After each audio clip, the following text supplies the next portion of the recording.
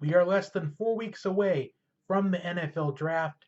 So tonight is my NFL Mock Draft 3.0, and the goal for this channel moving forward is to have at least one mock draft once a week leading up to the NFL draft. So 3.0 is tonight, 4.0 is going to be sometime next week, probably Friday or Saturday, and so on and so forth, leading up to the 2020 NFL draft. As always, I will put the link to the last two mock drafts in the description box down below. So if you want to compare the last two mock drafts to this one, go right on ahead because comparisons are quite interesting. Now, this mock draft is the first mock draft ever since the beginning of free agency season. And since free agency began, and since my last mock draft, we have had teams gain additional first round picks. We saw the 49ers obtain the 13th overall pick after trading away DeForest Buckner to the Colts. And we saw the Vikings gain the 22nd overall pick from the Buffalo Bills after trading away Stephon Diggs. So two more teams have additional first round picks. So let's get to my NFL Mock Draft 3.0. So the first couple of picks are quite obvious at this point. Number one overall, the Cincinnati Bengals will be going with Joe Burrow, the quarterback out of LSU. This is almost 99 to 100% certain. I'm sure I would lean towards this being 100%. I'm not sold on the Dolphins wanting to give up all these draft picks, just move to number one. Because honestly, I just don't think it'd be worth it. Because the Dolphins need more than a quarterback to turn the franchise around. They're going to need offensive line help. They're going to need wide receivers. They're going to need a corner to replace Minkah Fitzpatrick. So just to name a few things that the Dolphins need moving forward. So they're going to need a bunch to turn their franchise around, and this isn't going to be worth it for them. So the Bengals are going with Joe Burrow. The Dolphins hold out for Tua Tagovailoa, which we will cover in just a little bit. And number two, the Redskins will be going with Chase Young out of Ohio State. Honestly, I'm not sold on the rumors at all that the Redskins were going to take a look at Tua Tagovailoa, although they potentially could because the Redskins didn't really like Dwayne Haskins, but I don't see why they would really give up on him that easily. And I think with Ron Rivera being the new head coach for the Washington Redskins, I think it's best to go with the best defensive player in the draft, considering that Ron Rivera is a defensive guy at heart. Number three, the Detroit Lions go with Jeffrey Okudah, the cornerback out of Ohio State. Okudah will help out the Lions secondary, taking the best corner available in this draft. Now, number four, this is where the draft really probably begins with the New York Giants. Now, I think the Giants will do one of two things. They'll take who I have at number four in this mock draft, or they'll trade down for CeeDee Lamb or Henry Ruggs, or even Jerry Jeudy, one of those three wide receivers. But I have the Giants going with Isaiah Simmons, the linebacker out of Clemson. Now, I think the Giants had a pretty good first round last year. I like what they did going with their defensive prospects last year. I know the Daniel Jones pick was a little bit controversial and it was a little bit questionable, but I think if you give Daniel Jones some more time, I think he can definitely improve. Especially with the Giants having an explosive player on offense like Saquon Barkley. Ideally, I think the Giants will go to wide receiver, probably in round two, most likely, because they're going to need some help in the receiving game for Daniel Jones. And going with an offensive lineman won't help either. I've seen some mock drafts where the Giants go with Mekhi Becton out of Louisville, but I think that's probably a little bit too early for an offensive tackle, at least someone like Mekhi Becton. I think ideally maybe 8 to 12 could be a more realistic range for Becton, but I don't have Becton in the top 15 in this mock draft, but I probably will, probably in the next mock draft, depending on what I see in his film. But I have the Giants going with Simmons, improving that Giants defense because they have a lot of work to do if they want to be competitive in the NFC East. Number five, this is pretty cut and dry. The Dolphins with Tua Tagovailoa, the quarterback of their future. But as I covered earlier, they're going to need a lot more than a quarterback if they want to be competitive again. Number 6, this one feels pretty cut and dry as well. I have the Chargers going with Justin Herbert, the quarterback out of Oregon, especially with Phillip Rivers parting ways with the Chargers this offseason. I know that the Chargers are still in position to maybe trade for Cam Newton or maybe sign Jameis Winston, but I think it's best to start off fresh at this point and draft Justin Herbert, kind of get him into the system with the weapons they have on offense. Number 7, I have the Panthers going with Derrick Brown out of Auburn. I'm high on Derrick Brown in this draft class. I think he's going to help out that Panthers defense. Originally, the Panthers felt like one of those quarterback needing teams. They could have been in the hunt to maybe trade up for Tagovailoa or Herbert. But now they signed Teddy Bridgewater to a 3-year contract, and I think this is a very good sign for the Panthers. I know that Teddy Bridgewater doesn't have as much experience compared to the other quarterbacks in the NFC South, but he went 5-0 as a starter for the Saints last season. Number 8 are the Cardinals going with Tristan Wirfs, the offensive tackle out of Iowa. The Cardinals addressed their offensive line needs that they did last season, and they've already won in the offseason by giving Kyler Murray another offensive weapon in DeAndre Hopkins, and they still were able to obtain that 8th pick. They were still able to keep it, which is very bizarre. It just shows the Texans, they just seem like they're not interested in winning games anytime soon. And Bill O'Brien has this part-time Texans GM as well as the coach. It doesn't seem to work out so well, considering you trade away your best player on your team for a running back that hasn't been able to prove himself ever since his breakout season a few seasons ago. So the Cardinals, they get an offensive tackle to address their offensive line needs, to give Kyler Murray a much more improved sophomore season in the National Football League. Number 9, I have the Jaguars going with CeeDee Lamb, the wide receiver out of Oklahoma. I know a wide receiver really isn't the biggest need for the Jaguars. They do need a corner, considering they traded away Jalen Ramsey, their star corner, last season for the trade deadline. But Okudah is taken, unfortunately, and it could be a little bit too early for Fulton, although I almost put the Jaguars taking Fulton at number 9 overall. However, a wide receiver really isn't too bad, especially with this class of wide receivers. Sometimes when you have a wide receiver class this deep, teams that you don't necessarily expect to take a wide receiver in the first round, they end up doing it. Like a couple seasons ago in 2018, I didn't expect the Falcons to draft Calvin Ridley in the first round, but since he was there, pick 26, might as well, considering I had Ridley going to the top 15 in pretty much every single mock draft I had. 15 top 20. So I think the Jaguars, they give Gardner Minshew an explosive weapon on offense. And there was some article that I read about the Jaguars possibly being interested in moving up for Tua Tagovailoa. I'm not selling that whatsoever. They gave up Nick Foles in the offseason. And I know that Gardner Minshew is not really a franchise quarterback, because he isn't. I think it's really not ideal for the Jaguars to go the quarterback at this point. It wouldn't surprise me, though, if we saw the Jaguars probably take someone like Jalen Hurts in one of the later rounds, or if they took a Jake Fromm. I wouldn't be surprised about that whatsoever. I do think the Jaguars go with a quarterback at some point in this NFL draft. Number 10, I have the Cleveland Browns going with Andrew Thomas, the offensive tackle out of Georgia. The Browns, their biggest need at this point is an offensive tackle. Because right now you have all this talent around your offense. You have Nick Chubb, you have Jarvis Landry, and you have Odell Beckham. And they still can't generate a bunch of offense.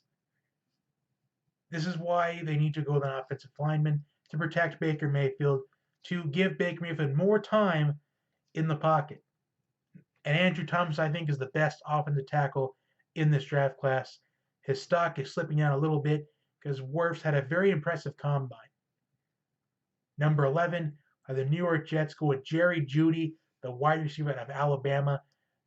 And I think this is going to be a very big pick for the Jets offense because they need to get going. I originally had them going with an offensive tackle, but I think it could be a little bit too tempting for them to go with an explosive wide receiver like Jerry Jeudy, one of the fastest wide receivers in this draft class, arguably only behind Henry Ruggs as one of the more talented wide receivers, as well as CeeDee Lamb.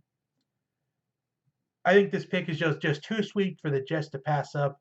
I think they go with Jeudy at 11.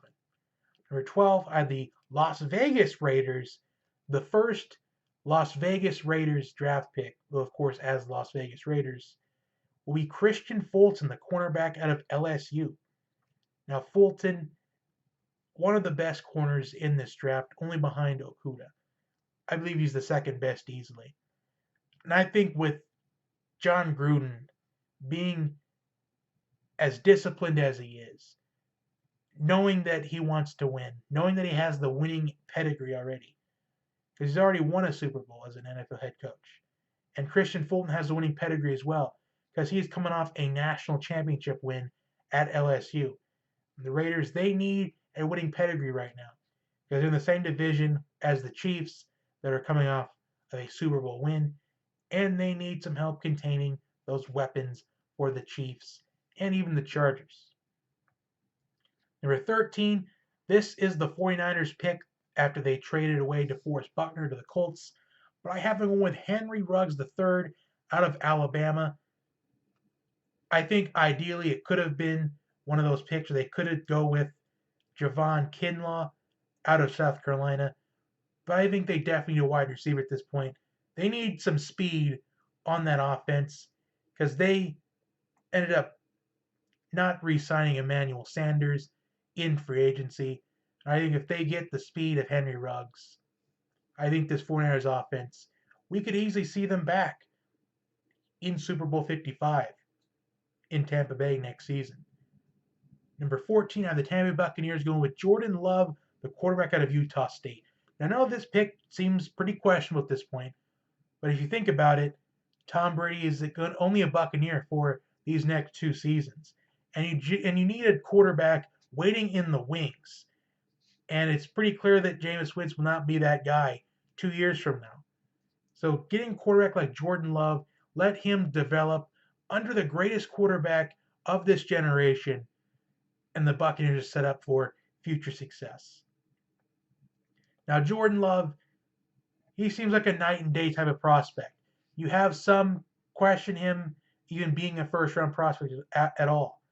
And others, you have him probably a lock to be a top 15 pick. Someone that you think could really impress you if you give him a shot. And there are others that say, well, he's more of a second or third round type of prospect. The only reason why people think the way they do about Jordan Love, at least about maybe why 65% of other mock drafters and other experts and analysts are questioned about Jordan Love, is because of the season he had last year. And last season wasn't good for Jordan Love. And that's because he had to transition to another system because head coach Matt Wells, where he did very well in his sophomore season, ended up going to Texas Tech to take the head coaching position. So he had to deal with a new head coach, a new playbook, a new system, and a lot of the times his wide receivers would drop passes. A lot of the passes he had were beautiful passes. I mean, they were really beautiful, but the wide receivers kept dropping them. If you go back to the LSU game, I guarantee you there's at least probably about 3 to 4 passes that just look so excellent, but the receivers just drop them. Number 15 are the Denver Broncos going with C.J. Henderson, the cornerback out of Florida. Now, this is a huge pick for the Broncos secondary.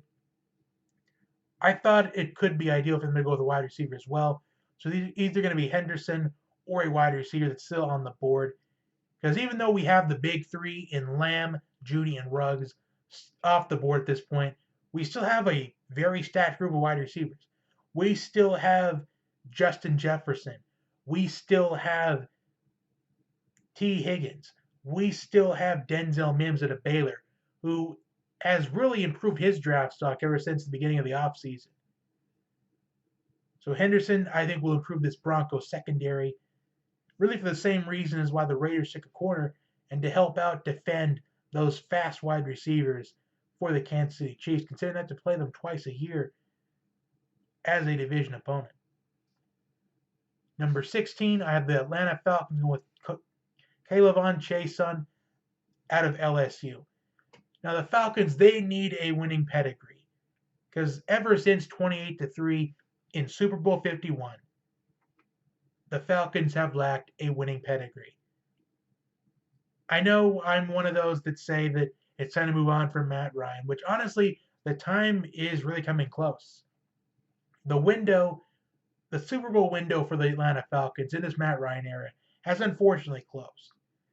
The Falcons, they just need to improve defense because the defense continued to be mediocre last season.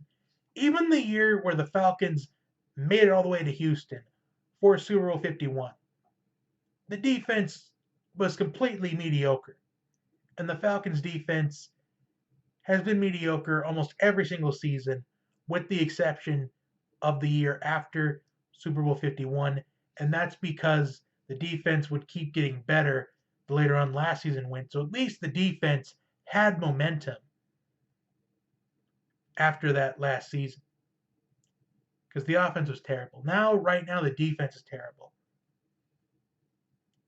Because they've added some offensive weapons. In the offseason, they traded for tight end Hayden Hurst for the Baltimore Ravens. I think that's a good pickup. And they signed Todd Gurley in free agency. So there's some offensive weapons on the board.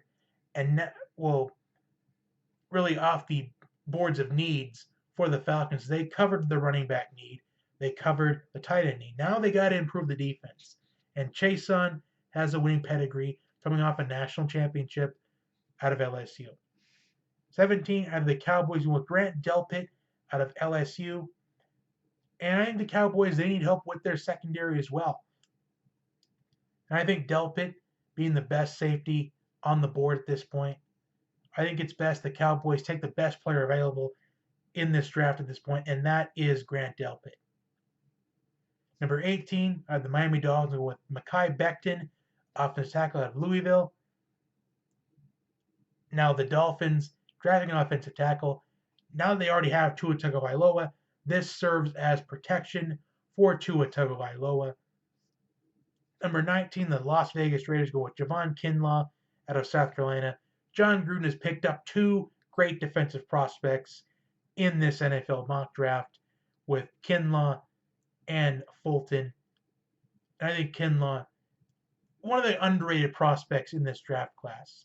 It wouldn't surprise if we saw Kinlaw go up all the way into the top 10. I think he's that talented of a prospect. Go back to his tape against Georgia.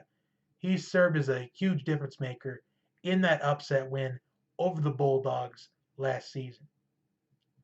Number 20, I have the Jaguars going Neville Gallimore, the defensive tackle out of Oklahoma.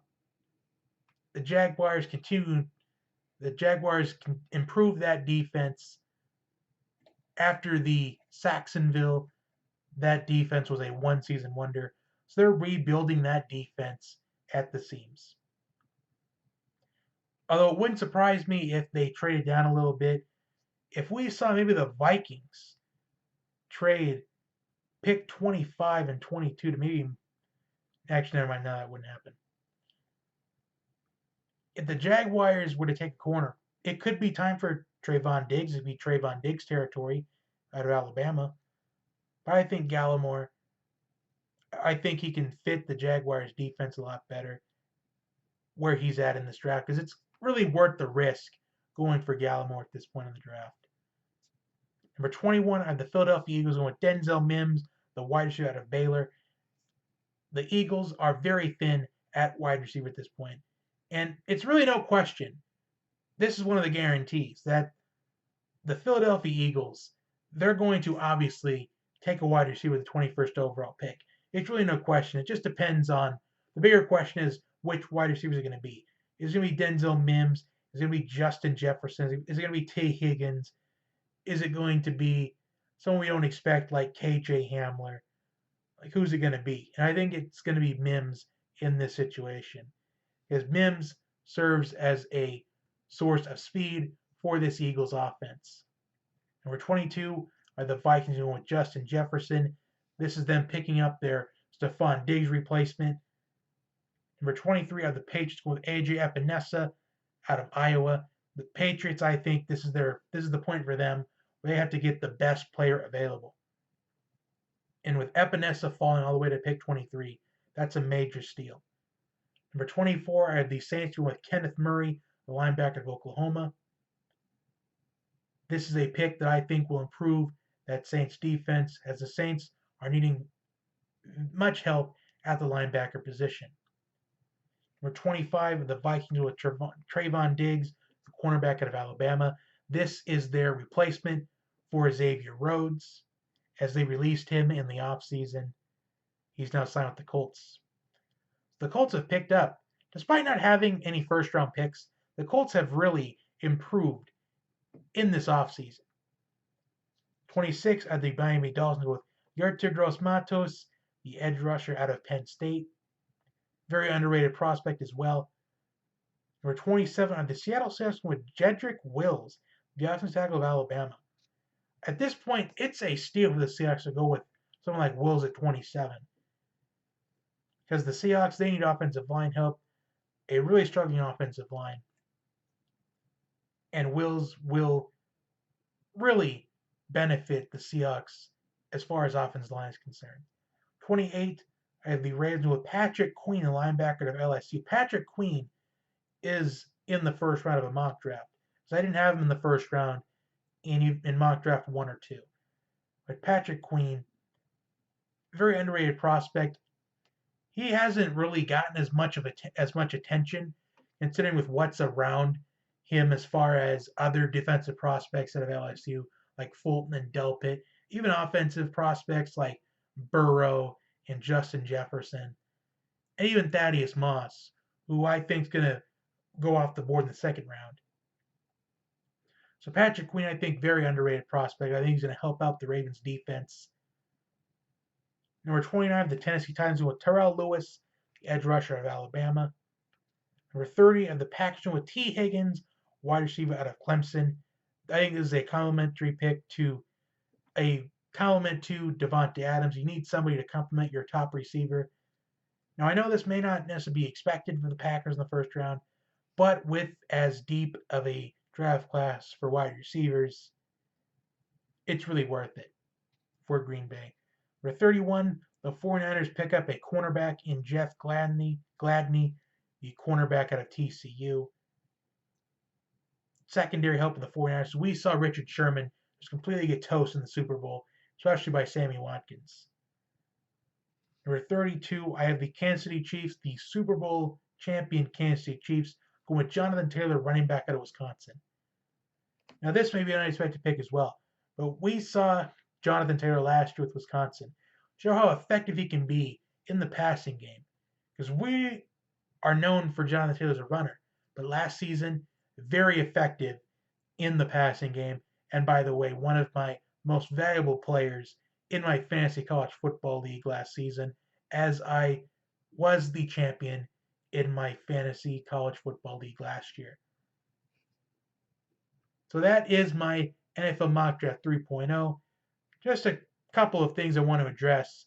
Since we're at the end of the mock draft, since I didn't give out any trades in this mock draft, I want to ideally go over some teams I think could maybe trade up or trade down. A team I think can trade down, I addressed earlier, but the New York Giants. I think the Giants, they could consider trading down a couple of picks to take one of the wide receivers, one of those big three, as I addressed earlier. I could also see maybe the Raiders trade picks 12 and 19, maybe to number 3 for Okudah.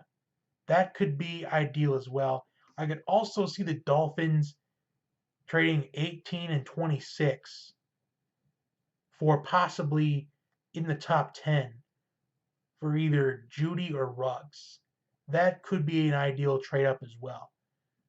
So I could see the teams that have multiple first round picks, they're the ones you want to look out for trading out because they have the offer to really have the have the trade acceptor really want to buy what they're selling. The Vikings trading away picks 22 and 25. I don't know. I feel like that's kind of a long shot, but if I'm the Vikings, I would just stay put on with those two picks because with this mock draft, I had them taking their Stephon Diggs replacement, Justin Jefferson, and I had them with their Xavier Rhodes replacement in Trayvon Diggs. So the Vikings, I think it's ideal for them to stay put. I could also see maybe the Eagles coming back into the first round, depending on what happens, because they did trade for Darius Slay in the offseason. But they could take a corner, depending on if Trayvon Diggs, of course, is still available once we get towards that end of the first round. Maybe they could trade with the 49ers, that 31st overall pick. That could be ideal as well. Or we could maybe see the Patriots surprise everybody and maybe trade their way back in the first round if one of these quarterbacks, such as, well, if either Herbert or Love happen to fall all the way back towards the end of the first round, because we've seen quarterbacks that get taken so late in the draft, they end up panning out so well, like Aaron Rodgers, for example. Even Tom Brady falling all the way back to the sixth round panned out really well. Lamar Jackson fell all the way back to 32, has panned out very well so far. I'd say even Teddy Bridgewater. I feel like if Teddy Bridgewater never had his ACL get torn in that Vikings practice, I think Teddy Bridgewater is leading a very strong Vikings offense. Considering that you had at this point Stephon Diggs and Adam Thielen, and you have a big threat at the running back position in Dalvin Cook. You have those three offensive weapons to utilize. So it's pretty clear to me that Teddy Bridgewater, I think, is panned out okay. Unfortunately, he just got injured. He tore his ACL and he had to miss a significant amount of time. And it ultimately ruined his career at this point. But starting for the Panthers next season, I think it's going to be a chance maybe for Teddy Bridgewater's second chance. And even though the Falcons in the Panthers division is in the Panthers division, I root for Teddy Bridgewater. I want to see him succeed. I want him to have a very successful second chance because Teddy Bridgewater is one of those athletes that deserves a second chance. So that concludes my NFL Mock Draft 3.0. Like, share, and subscribe, and I will see you next time.